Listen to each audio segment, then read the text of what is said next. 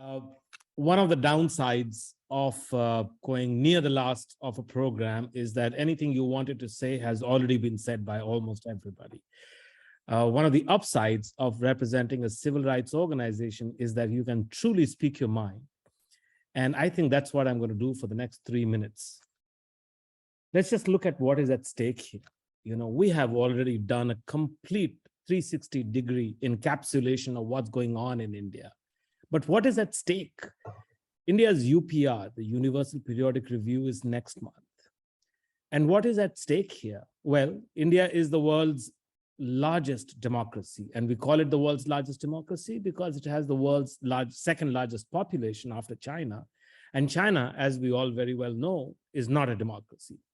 Well, let me just break the news to you. In another couple of years, it's quite possible that India will cease to be the world's largest democracy, and that mantle is going to fall on the United States of America on the strength of its population.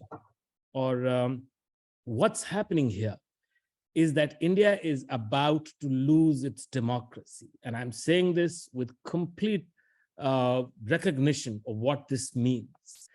The next elections, general elections in India, are due in May of 2024, which is less than 2 years from now, which is about 20 months from now. And we have already seen the BJP, India's ruling party, win 2 back-to-back elections. Their vote share is pretty strong.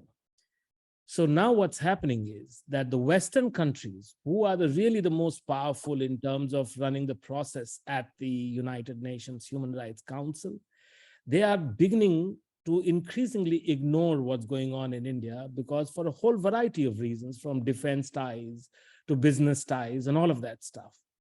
It's quite likely that the West, including in North America and Western Europe, will continue to ignore because they are eyeing the big markets, the big resources coming out of India.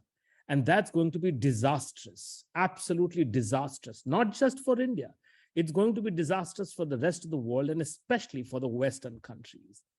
I say this because back in the day, 75 years ago, when India gained independence from British colonial rule, it proved to be a bellwether. India's freedom from British colonial rule excited millions, hundreds of millions of people around the world. And in the next 20 years, we saw a rash of, we saw a run for democracy in most parts of the world. You look at Africa, you look at Latin America, you look at Southeast Asia, everywhere.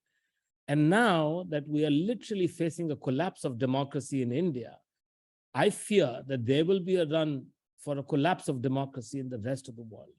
I will conclude by reminding you that the Vidam Institute of Sweden has already said that India is an electoral autocracy.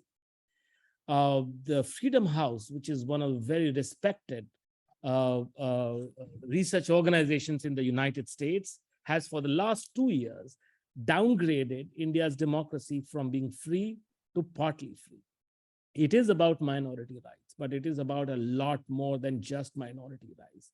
You are looking at a complete authoritarian country that is being shaped into existence under the leadership of Narendra Modi, India's current Prime Minister.